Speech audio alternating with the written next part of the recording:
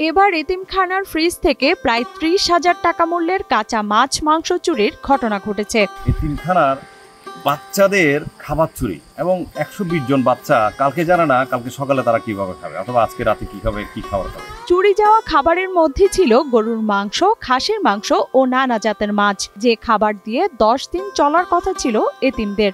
এতিমদের খাবার নিয়ে গেছে, এটা কি মনে করো? এটা আল্লাহ বেঁচে গেল, বেশি খারাপ লাগে ছাত্রদের থেকে, ছাত্রদের মারে নিছে। এতিম ছাত্রদের খানা খাদ্য চুরি করা, এটা তো অবশ্যই ঘৃণিত কাজ আর হয় না। গত ২১ আগস্ট বৃহস্পতিবার রাতে চট্টগ্রামের সীতাকুণ্ড থানাধীন বাইজিৎ লিংক রোডের পাশে অবস্থিত জালালাবাদ এলাকার জালালাবাদ তালিমুল কোরআন হাফেজ ও এতিমখানায় এমন ঘটনা ঘটে।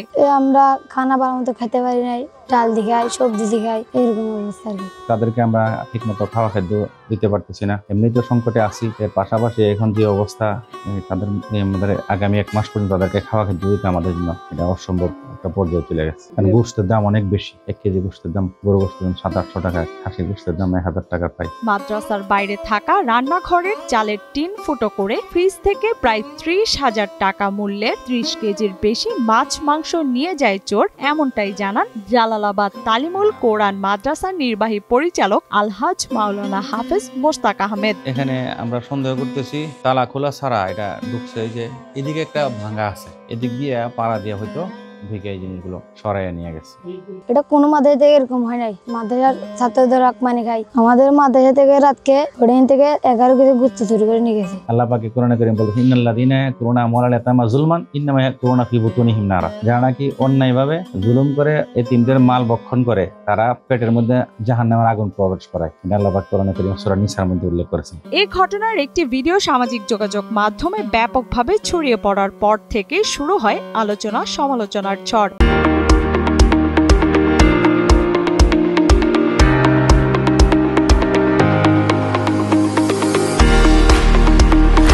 তবে এই ঘটনায় সংশ্লিষ্ট থানায় কোনো অভিযোগ দেয়া হয়নি। আমার জীবনে আমি মাদ্রাসা খাদ্য, এতিমদের খাদ্য যেভাবে নিয়ে যাবে এই প্রথমে দেখলাম। অমানবিকতা চরম লেভেলের, মানে আমি ভাষা খুঁজে পাচ্ছি না আসলে কি বলা যায়। এই যে ছোট ছোট বাচ্চাদের খাবার চুরি করা, আমি মনে করি এটা অসভ্যতার চরম লেভেলে ক্রস করছে মানুষ। এটা বলার কোনো ভাষা নেই। তো মাদ্রাসার খাবার চুরি হয়, এটা মনে হয় একদম বিরল ঘটনা, পুরো দেশে মনে হয় এবার প্রথম হয়েছে। মানুষের কতটুকু অধপতন হলে এই ধরনের কাজ করতে পারে। মাদ্রাসাটিতে শিক্ষার্থী রয়েছে ১১০ জন, এদের মধ্যে অধিকাংশরাই এতিম। এছাড়াও সেখানে শিক্ষক রয়েছেন ৭ জন ও বাবুর্চি ১ জন। সবার খাওয়া দাওয়া চলে এখানে। সপ্তাহে ২ দিন মাছ ও ২ দিন মাংস চলে, বাকি ৩ দিন সবজি ও ভাজি ছাড়াও অন্যান্য তরকারি রান্না করা হয়। সেই হিসেব মতে প্রায় ১০ দিনের মাছ মাংস চুরি হয়েছে বলে জানা যায়। ১১০ জনের মতো আমরা আবাসিক থাকে, প্রতি ওয়াক্তের মধ্যে ১১০ জন ছাত্র খাওয়া দাওয়া করে। এই যে এই ফ্রিজটার মধ্যে এটা ছিল, এই ফ্রিজের মধ্যে আমরা এই গোশত, মাছ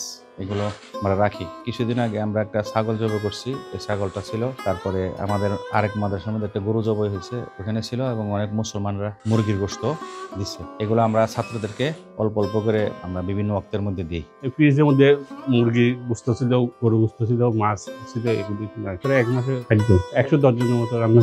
এদিকে এই চুরির ঘটনার পর থেকে এখন মানবেতর জীবনযাপন করছে শিক্ষার্থীরা, আর এই কারণে মাদ্রাসার সহযোগিতার জন্য বিত্তবানদের দৃষ্টি আকর্ষণ করেছেন মাদ্রাসাটির নির্বাহী পরিচালক আলহাজ মাওলানা হাফেজ মোস্তাক আহমেদ।